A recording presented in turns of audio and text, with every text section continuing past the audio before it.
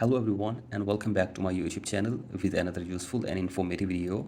So guys, in this video I will talk about the iOS 27 update on your iPhone X, XS or XS Max. So guys, if you are using X, XS or XS Max iPhones and then you want to update your software to the latest version, that is iOS 27 update or iOS 27 beta, and you want to get this or you want to install this, here I will show you whether you can do this or not. So guys, basically if you go to software update on your X devices, then there will be no option to get beta updates for iOS 27 developer beta.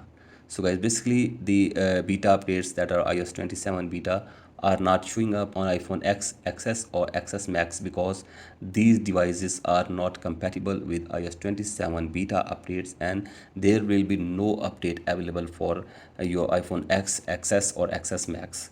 So guys, basically you have to simply use iOS 26 or the older updates to use on your XS or XS Max devices. So guys, basically Apple has not given these updates on your iPhone X, XS or XS Max. So guys, that's it for today's video. Hope this video helps you. Please like and subscribe to my YouTube channel as well. Thank you.